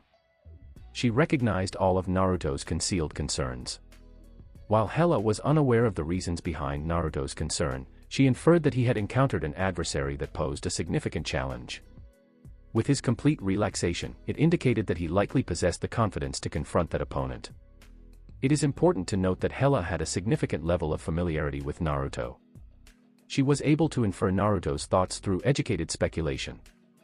The eggs prepared today are expertly fried, indicating that my role as your test subject was not in vain. Naruto addressed Hela with a smile, causing all of his previously tense nerves to completely relax. Hela expressed her disapproval towards Naruto with a dismissive gesture. It has been quite some time. Why did he have to mention that aspect of history? Nevertheless, she did not focus on it extensively. This occasional teasing served as evidence of the positive relationship between Naruto and Hela. As Naruto and Hela partook in breakfast at the manor, a substantial object was gradually making its way toward their universe. This substantial object was a golden giant. The most striking feature was that this golden giant possessed 4 faces on its head. This golden giant was undoubtedly the living tribunal. The 4 faces symbolized equity, necessity, vengeance, and nothingness. People said that his face, which symbolized nothingness, had the ability to reflect everything in the universe. It was considered the most powerful mirror out there. Every time someone gazed at the face of the living tribunal, they would catch a glimpse of their own reflection. It was supposed to remind folks that when they check out others, they should also take a good look at themselves. The living tribunal came to this universe for Naruto. So, Naruto ended up taking down the 5 gods of this universe. That was definitely a big enough deal for the living tribunal to step in and take a look at what was going on. When the living tribunal showed up outside the crystal wall of the universe, it didn't just waltz right in. Instead, it reached out and touched the crystal wall to take a closer look. So, all the events that took place in this universe popped into the mind of the living tribunal. Before long, the living tribunal noticed that Naruto was around. He found out all there was to know about him, from his journey of growth to his battle with the 5 gods. Hey, race, another guy who got some power but just doesn't seem to appreciate it. One of the faces of the living tribunal that represented vengeance spoke without much emotion and shared its thoughts on Naruto. Honestly, from the perspective of the living tribunal, what Naruto did seemed pretty random and a bit overconfident. He really wanted to get back at Naruto. It's not fair to put all the blame on him for what's happening. Do you think things would be different if the 5 gods had a better attitude? The 5 gods and the celestial group have been in charge of the universe for such a long time that they've kind of lost sight of respecting the strong. The face of the living tribunal that stood for equity spoke up. When you look at vengeance, the face that stood for equity felt a lot more objective. After hearing what equity had to say, vengeance's expression turned icy, and he let out a snort. The 2 sides of the living tribunal were just meant to be rivals. They seemed to find a reason to argue about just about everything. And every time, necessity had to step in to sort things out. Once again, vengeance and equity were at a standstill, so necessity decided to chime in. Why don't we reach out to him and find out what he's like? If the other side isn't aware of how serious this situation is, vengeance might step in. If he were left alive, it would really be a disaster. So, a person who's that powerful and has gone beyond the level of just one universe really needs to step into the multiverse. What if we just make him leave if he won't cooperate? The living tribunal's face that stood for necessity turned to the other 2 sides and asked them a question. This time, the face of vengeance and the face of equity just stayed quiet. They might have come to an agreement on this proposal. Alright, let's head in and look for Naruto. The living tribunal's face, which stood for necessity, spoke up and then took direct control of the golden body, making its way into the universe. The living tribunal got its name mainly because of its 3 faces of judgment. Vengeance was like the bad guy, while equity stood for the fair and balanced side. On the flip side, necessity played a key role in keeping the balance between the 2. The nothingness face was really just a heads up. It might also show everything that the person does. When the living tribunal first stepped into this universe, Hela was absolutely horrified. Hela, having merged with the power of death, could sense the presence of the living tribunal. Even though she had no idea what kind of person had stepped into her world, the sheer power of the intruder made her body shake. She just couldn't bring herself to resist. When Naruto saw Hela's condition, he realized that the living tribunal was finally here. Naruto knew the living tribunal was on his way, but he didn't think he'd show up this quickly. It looks like the living tribunal really took note of the fact that the 5 gods were taken out. Luckily, Naruto now held the heart of the universe, and he wasn't worried about the living tribunal showing up. It was lucky that the heart of the universe showed up early, otherwise, Naruto might have missed the chance to fuse with it. The living tribunal's reaction speed was just incredibly fast. How about we grab a bite to eat first, and then we can meet up with him? Naruto glanced at Hela, who had come to a halt, and spoke gently. He spoke in a calm voice, but Hela could definitely sense the confidence behind it. She felt a sense of relaxation when she heard him say this. She figured Naruto wouldn't say this unless he was sure he could take down the opponent for sure. With that in mind, Hela settled in and started to enjoy her breakfast, feeling relaxed and at ease. Even with the living tribunal showing up, she wasn't scared at all. Naruto really helped her find the confidence to tackle anything that came her way. Naruto gazed out towards the sky. The living tribunal was coming up fast from that way. The living tribunal didn't really care about that kind of distance. He could show up anywhere, anytime, if he really wanted to. Actually, he showed up just beyond the outer orbit of Earth at first. So, the satellite of Sword spotted the figure of the living tribunal. Sure enough, the living tribunal's figure popped up on Nick Fury's screen. Nick Fury stared in shock at the living tribunal, who had just shown up outside of Earth. Recently, he had been hit with a lot of surprises, starting with the gathering of the ancient gods and then suddenly turning into a child. So, Naruto just showed up out of nowhere, and then there was this crazy burst of energy. So, guess what? A really powerful figure just showed up outside Earth's orbit in outer space. Hey, have you noticed what's been happening with the Earth lately? What's up with all these strange and weird things popping up on Earth lately? In Captain Marvel, we got to see the living tribunal for the first time. Once she realized she didn't know the other party, she figured it was time to step outside the Earth and ask around. She was curious about why he was here. Captain Marvel was super fast, and it only took her a few seconds to show up outside of Earth. As she faced the massive form of the living tribunal looming before her, she stood her ground against his pressure and stepped forward. Hey there. Can I ask what brings you here? Captain Marvel chatted with the living tribunal. Since the living tribunal was an outsider, Captain Marvel needed to figure out why he showed up on Earth. So, was he really an enemy or a friend to Earth? Did he show up with good intentions or something more sinister? But, the living tribunal just didn't respond to her question. Instead, he gave her a cold stare. Hey Captain Marvel, I just want you to know that I'm not here to cause any trouble for Earth. I'm just here for a being that really doesn't belong on Earth. Captain Marvel had a direct conversation with the living tribunal. She was really taken aback that the other party recognized her. Do you think the living tribunal might have known her? Before Captain Marvel had a chance to ask her question, the living tribunal jumped in and answered it right away. Don't worry, there's no reason to feel confused. Even though we've never met, I feel like I've come across you in so many different parallel universes. You actually helped me with a few things that you might not recall now. The living tribunal casually responded to Captain Marvel's question. Captain Marvel found herself even more confused. So, she figured out from what living tribunal said that the other party was aware of her. But he should be aware of Captain Marvel from the parallel universe since he hasn't met her before. Wait, so there are actually parallel universes out there? So, the living tribunal showed up because there's a being here that really shouldn't be on Earth. Do you think he might have come here for Naruto? Totally, the first person that popped into Captain Marvel's head was Naruto. Naruto's past actions really showed that he felt like someone who just shouldn't have been on Earth. It's pretty wild to think about, right?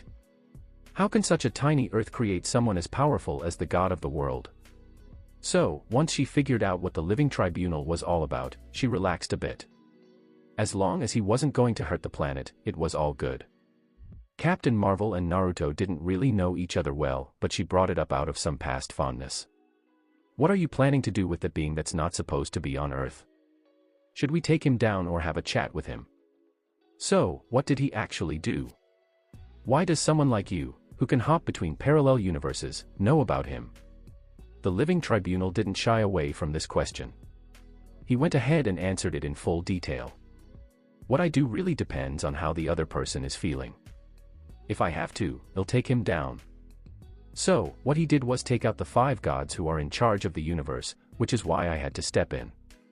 The living tribunal took their time sharing the story of Naruto's actions and missteps with her. Captain Marvel was totally taken aback after hearing what the living tribunal had to say. She always knew Naruto was really strong, but she never expected him to pull off something so huge without making a fuss about it. Killing the 5 gods who were in charge of the order of the universe felt like something out of a myth. Captain Marvel was aware of the five gods, unlike Nick Fury on Earth. She found out about the five gods from the Kree Empire. She really got Galactus, who was definitely one of the five gods. Captain Marvel was well aware of his incredible strength. He was like a supergiant black hole, always on the move. Captain Marvel thought that the black hole crisis Earth faced earlier was actually Galactus. She figured that maybe it was Naruto who had made him leave just as he was about to get to Earth. Naruto was the only one on Earth who could make Galactus back off. For sure, these things just made her even more sure that Naruto was a real powerhouse. When it comes to the other matters, Captain Marvel felt she wasn't really qualified to handle them. She couldn't control either Naruto or the Living Tribunal. So, all Captain Marvel could really do was keep Naruto in her thoughts and hope for the best. Despite having inflicted significant harm on the United States, he also played a crucial role in saving the Earth on multiple occasions. This alone warranted Captain Marvel's profound respect for Naruto. It was unnecessary to highlight that Naruto had also rescued Captain Marvel. If Naruto had not intervened and obstructed the sentry, she would have perished. Captain Marvel would always remember this favor, regardless of the circumstances. Upon receiving the desired answer, Captain Marvel promptly moved on from the Living Tribunal. She pivoted and made her way back to the Earth. She would refrain from intervening in this matter. Furthermore, even if she wished to intervene, she lacked the necessary qualifications to do so. Both Naruto and Living Tribunal surpassed her in strength. In fact, Naruto did not require Captain Marvel to advocate on his behalf. Following their breakfast, Naruto accompanied Hela, and together they emerged outside the Earth. The Living Tribunal promptly observed Naruto and Hela. He had arrived some time ago. He chose not to engage with Naruto as he preferred to avoid entering the Earth. Furthermore, the Living Tribunal was of the opinion that Naruto had already sensed his presence. Therefore, his only task was to await Naruto's arrival. As anticipated by the Living Tribunal, Naruto proactively approached him. Simultaneously, he introduced Hela, who possessed the authority of death. "You ought to have discerned my identity. I am here to meet with you." The Living Tribunal spoke deliberately as he regarded Naruto. Naruto acknowledged the Living Tribunal before him with a composed demeanor. "Let us relocate to a different venue. I trust that you have no intention of causing harm to the universe, correct?" Naruto proposed that they should switch places. The Living Tribunal acknowledged and consented. If they did not exchange positions and engaged in a genuine confrontation, the entire universe could potentially face collapse. "Let us explore the multiverse." Following his statement, a portal manifested behind the Living Tribunal. Without awaiting a response from Naruto, he turned and proceeded to enter the portal. Naruto demonstrated unwavering resolve. He guided Hela and proceeded inside. Nonetheless, he ensured to utilize his own strength to safeguard Hela. He was concerned about her safety while departing from the single universe. The multiverse comprised a vast expanse of universes. All the parallel universes resembled countless bubbles adrift in this vast sea. From Naruto's perspective, the bubbles symbolizing the universe were perpetually emerging from the ocean of existence, only to be subsequently obliterated. This represented a cosmos that had transitioned from inception to conclusion. This outcome was indeed a result of the unique perspective within the sea of multiverse. It required many years for a universe to complete its cycle from birth to its conclusion. However, if observed from outside the universe, the speed of this cycle would appear significantly accelerated. This location appears to be suitable. Naruto proactively intervened to halt the Living Tribunal, advising him to refrain from proceeding any further. Upon hearing this, the Living Tribunal smiled and ceased his actions. In theory, sound transmission is not possible in the sea of multiverse. Nonetheless, for entities possessing strength comparable to that of Naruto and the Living Tribunal, this did not hinder their ability to communicate. "I would like to discuss your actions. Do you not experience remorse regarding the demise of the five gods and numerous celestials?" The face of the Living Tribunal that symbolized necessity articulated a question to him. Naruto contemplated the matter and replied with composure, "Did the five gods experience any emotions while devising their plan to eliminate me? Are they the sole individuals capable of taking lives while others are unable to resist?" What is your perspective on this, Equity? Naruto inquired directly with the Living Tribunal. His momentum was on par with that of the Living Tribunal. Observing Naruto's composed demeanor, the face symbolizing necessity fell silent. However, a fierce determination was evident in the eyes of the visage embodying vengeance. The blood on your hands warrants a reckoning that I would pursue repeatedly to seek justice. Provide a justification for why I should not be harmed. The Living Tribunal's vengeance face expressed intense animosity. He represented the formidable aspect of the Living Tribunal, and his demeanor was notably aggressive. Each of them acted as my adversaries, and they were the ones who initiated the attack against me. Perhaps you could provide a rationale for why I should show them mercy, particularly given their intent to take my life. Naruto stated in a detached manner. He was unfazed by the visage symbolizing vengeance. In the most unfavorable scenario, they would simply engage in a conflict. Who held fear towards whom?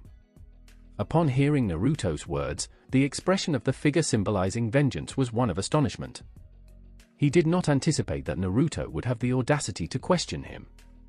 Subsequently, his eyes took on a red hue. He exhibited a formidable killing intent, suggesting an imminent attack on Naruto. At this moment, Equity made its statement. While reflecting on the past may not yield benefits, I am interested in understanding your future plans. Your presence has surpassed the confines of a singular universe. Remaining in that universe will significantly jeopardize its operational integrity. You have the option to exit the single universe and transition into the multiverse, or we will take necessary measures to eliminate you in order to safeguard the integrity of the single universe from potential collapse due to your presence. The decision is yours to make.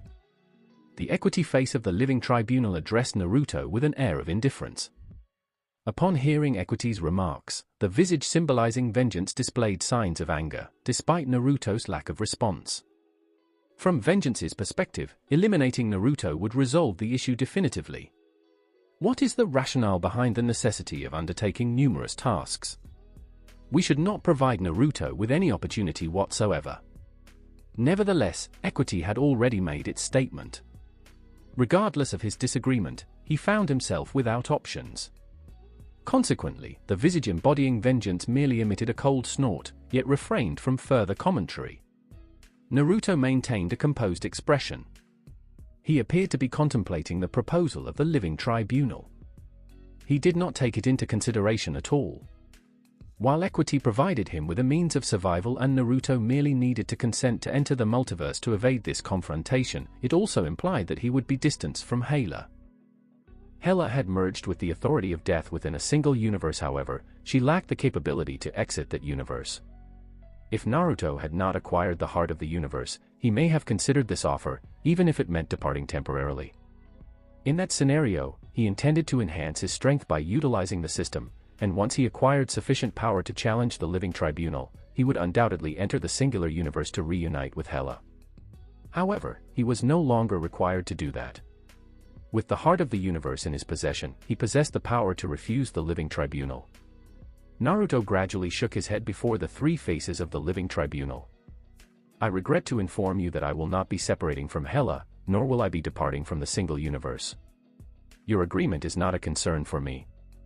If you believe you have the capability to take a life, then I invite you to proceed. Naruto maintained a composed demeanor while addressing the three faces of the Living Tribunal. Upon hearing Naruto's remarks, all three faces of the Living Tribunal were taken aback. None of them anticipated that Naruto would decline. Was he not aware that the face symbolizing Equity presented him with these two options for his salvation? It appeared otherwise. If Naruto were truly lacking in intelligence, how could he have achieved such strength? However, if he was not lacking in intelligence, then it was quite challenging to rationalize Naruto's decision. Is it possible that he believed he could contend with the Living Tribunal? When Equity presented Naruto with two choices, the intention was genuinely to save him. If Naruto consented to travel to the multiverse, the Living Tribunal would permit his departure. All of Naruto's previous actions would also be disregarded. In that scenario, vengeance would lack justification for targeting Naruto. This delineates the distinction between Equity and vengeance as represented by the Living Tribunal. Vengeance was intensely aggressive, and his thoughts were dominated by hostility. Conversely, Equity demonstrated a more favorable demeanor. He would determine whether to proceed with lethal action based on the particular circumstances at hand. Equity's judgment indicates that, despite the severity of Naruto's prior actions, they can still be deemed reasonable and well-founded. The incident was not without justification. That is the reason Equity decided to release him. However, Naruto disregarded the principles of equity and opted for a path that led to a dead end. Currently, Equity has also decided not to extend any further protection for him. Given Naruto's lack of desire to continue living, it would be appropriate for him to consider ending his life. The Living Tribunal exhibited no concern for the act of killing whatsoever. His primary concern was the necessity of the matter. From their perspective, eliminating Naruto was deemed essential. What factors contributed to his disobedience? As you have made this decision independently, I trust you will not hold us accountable. The entity embodying necessity articulated and delivered the conclusive judgment of the Living Tribunal. Naruto relinquished the opportunity for life and opted for death. Given the circumstances, he could simply choose to end his life. A measured smile gradually formed at the corner of Naruto's mouth. If it were in the past, and the Living Tribunal indicated that it would result in his demise, it is plausible that it indeed could. However, it remained uncertain who would be the aggressor in this situation. Naruto refrained from launching an immediate attack on the Living Tribunal. He patiently awaited the Living Tribunal to initiate the confrontation. As anticipated, he did not have to wait long, as the Living Tribunal engaged him swiftly. The Living Tribunal established a universe bubble and subsequently enveloped Naruto within it. Naruto acquiesced and permitted the Living Tribunal to proceed with its actions. Nevertheless, the Living Tribunal did not eliminate him directly. The Living Tribunal once again addressed Naruto. I will provide you with another opportunity. Will you opt to enter the multiverse or face demise? The visage of the Living Tribunal, embodying equity, articulated its perspective. Rather than eliminating Naruto right away, he inquired once more. Nonetheless, Naruto's response remained unchanged. He nodded his head slowly. Observing this, the Living Tribunal proceeded without further delay. All three parties shared the perspective that it was preferable to eliminate a non-compliant ant. Under the influence of the three faces, the golden giant body of Living Tribunal gradually extended its right hand, directing it towards Naruto and shaking it forcefully. The protective bubble surrounding Naruto shattered abruptly. Similar to a bubble bursting in water, it was quietly obliterated in an instant. Naruto, a character involved in the situation, was also killed. There was not a single ripple in the sea of multiverse, and he was immediately annihilated. Uninteresting ant. His tone was commendable, yet his strength was notably lacking. The face of the Living Tribunal that symbolized vengeance regarded the spot where Naruto vanished with a sense of disdain. He then directed his gaze towards Hela, who was observing from the sidelines. His eyes remained charged with a fierce determination. What is the appropriate method to address this ant? The visage embodying vengeance regarded Hela and articulated in a menacing tone. It is clear that he intended to eliminate Hela as well. Nevertheless, equity intervened once more. She is innocent, and she embodies the essence of the singular universe. We have already eliminated one, and there is no necessity for further actions of that nature. Please allow her to return. From this point forward, she will assume the role of a deity within the singular universe and will maintain her boundaries. Equity communicated with vengeance, and once more, he opted to safeguard Hela. Following Equity's remarks, Vengeance chose not to contest this time. He chose to remain silent. It appears that he reached an agreement with Equity. Conversely, Hela maintained her composure due to her complete trust in Naruto. She had confidence that Naruto would survive and that he would be back shortly. Indeed, Hela was accurate. It is evident that Naruto would not succumb so easily. He had merged with the heart of the universe.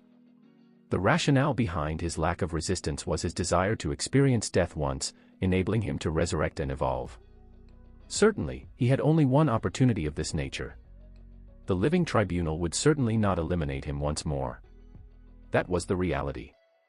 Upon the resurrection of Naruto, the Living Tribunal was taken aback. It was the inaugural occasion that the three individuals witnessed someone capable of resurrection following their actions of causing death. Simultaneously, Naruto was not only brought back to life but also gained enhanced strength. The living tribunal observed that Naruto appeared to have undergone an evolution. Fascinating.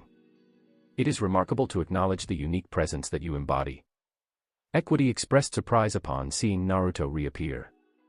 Even the visage embodying vengeance appeared somewhat taken aback at this moment. However, they did not regard Naruto with the seriousness he deserved. Despite his increased strength, he was still unable to overcome them.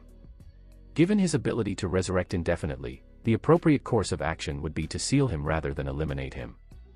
The living tribunal has yet to acknowledge Naruto's significance. Naruto was indifferent as well. His objective had already been accomplished, regardless. His use of the heart of the universe to alter the reality of his evolution after death was not without purpose. It is reasonable to conclude that the living tribunal should have anticipated Naruto's evolution following his death. Nonetheless, Naruto utilized the heart of the universe to alter this situation. The living tribunal was unaware of this and was taken by surprise. Therefore, Naruto had an opportunity to advance once more. That concluded the matter.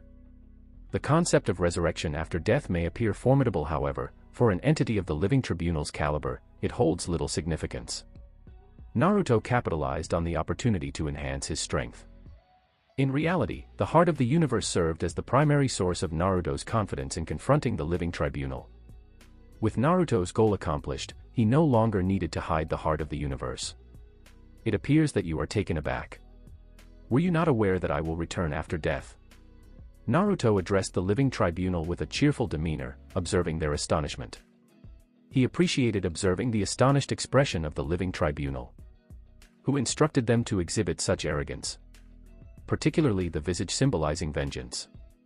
He had been regarding Naruto with a dismissive attitude. Nevertheless, he would soon discern who the true ant was. Naruto's statements did not elicit any reactions from the living tribunal. The expression on the face symbolizing equity remained impassive. Regardless of the number of times an ant undergoes evolution, it remains fundamentally an ant. The sentencing has concluded, and the verdict is to be executed. Your actions will face consequences from me, and this time, I will not allow any opportunity for reprieve. The individual who addressed the group this time was Vengeance. He exhibited the most significant intent to eliminate Naruto.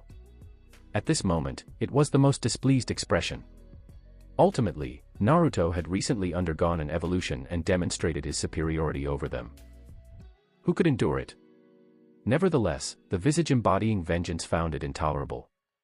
Furthermore, despite Naruto's numerous evolutions, it remains unattainable for him to achieve their current level. However, they did not provide him with an additional opportunity to progress. They would entirely seal him and eliminate the notion of his existence. Immortality does not exist in this world. All individuals who asserted their immortality ultimately met their demise. This time, equity refrained from opposing the statements made by Vengeance.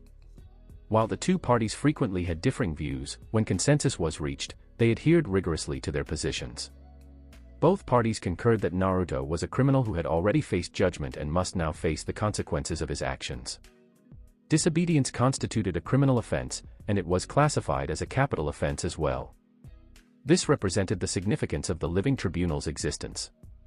The agency held the distinction of being the largest law enforcement entity across the multiverse. The laws they enforced were self-created.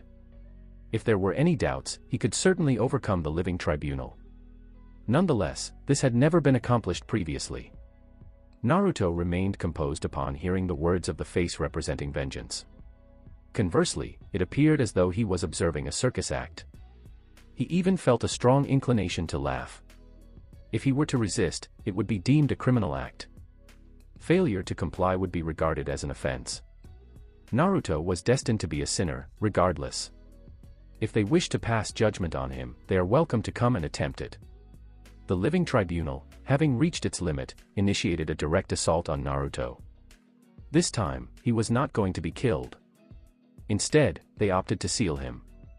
A multitude of time and space barriers swiftly converged around Naruto. It appeared that Naruto had transformed into a singularity within a black hole, drawing in vast quantities of time and space. This was not an advantageous situation. The living tribunal employed this method to seal him. In a moment, Naruto realized that the time and space surrounding him had become entirely immobilized, rendering him unable to move. Naruto found himself unable to resist when confronted with the complexities of the multiverse's time and space. The compressed time and space barriers transformed a fleeting moment into an everlasting experience. It seemed to desire for Naruto to remain in this moment indefinitely. As the barriers of time and space increased, the seal surrounding Naruto intensified significantly. If no unforeseen circumstances arose, Naruto would remain in this moment indefinitely. He would possess neither a past, nor a present, nor a future. This method was beyond anything Naruto could have envisioned previously. In contrast to this nearly timeless sealing technique, the Five Gods' time and space seal appeared simplistic and juvenile. Prior to merging with the heart of the universe, Naruto had no capacity to oppose the Living Tribunal's approach. He would be eliminated immediately, without any opportunity to refuse. Regrettably, there was no if.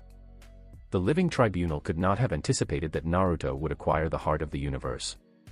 The artifact in question holds significant power within the Marvel multiverse. In the following instant, a spectrum of colors radiated outward from the enduring seal. An intense energy emanated from Naruto's body. The surrounding barriers of space and time that had immobilized a split second into eternity disintegrated into fragments. A seven-colored halo erupted with intensity, resembling the emergence of a seven-colored sun within the sea of multiverse. The Living Tribunal, observing from a distance, was taken aback by the scene before it. They gazed intently in Naruto's direction and continued to murmur. "This is unfeasible. That is the core of the universe." The visage embodying vengeance expressed astonishment as it could no longer uphold its elevated demeanor. Regardless of the Living Tribunal's arrogance, he was compelled to suppress it in the presence of the heart of the universe. Furthermore, if Naruto truly possessed the heart of the universe, they would be unable to take any action against him. Upon this realization, the three faces of the Living Tribunal displayed a somber demeanor. For the first time, they acknowledged that Naruto presented significant challenges. Upon reflecting on the entire incident, they came to the realization that Naruto had indeed made precise calculations regarding their actions. He anticipated their arrival, prompting him to seek out the heart of the universe ahead of time. It was paramount that he had successfully located it. Furthermore, they had recently eliminated Naruto. It is possible that he intentionally permitted them to proceed with it. Otherwise, with the heart of the universe, it would be unfeasible for the Living Tribunal to eliminate Naruto in mere seconds. Upon grasping this, the three faces of the Living Tribunal displayed expressions of displeasure. It appeared that each individual was concealing their suffering behind a facade. Naruto promptly appeared beside the Living Tribunal, ensuring they were not kept waiting for an extended period. At this moment, Naruto's body was infused with the seven-colored energy of the heart of the universe. This imposing presence commanded a serious demeanor from all present. "Why do you not proceed to end my life? Are you feeling apprehensive based on your expressions?" Naruto expressed his disdain and remarked. He was indifferent to the fact that the opposing party was the Living Tribunal. He had no intention of acknowledging them. Regardless, they had already marred their appearances. The Living Tribunal once again considered Naruto's fervent statements. However, on this occasion, they sensed that Naruto was not jesting. He had already demonstrated his strength to establish his capabilities. This demonstrated that he possessed the authority to address the Living Tribunal. At this moment, the Living Tribunal was no longer contemplating methods to eliminate Naruto, the menace. Instead, it was focused on strategizing for survival against Naruto's abilities. This was accurate as they no longer possessed the capability to eliminate Naruto. The Living Tribunal possessed a profound understanding of the power inherent in the heart of the universe, surpassing that of all others. The combined strength of Naruto and the heart of the universe was beyond the capabilities of the Living Tribunal to contend with. Only those truly exceptional beings in the multiverse could contend with him.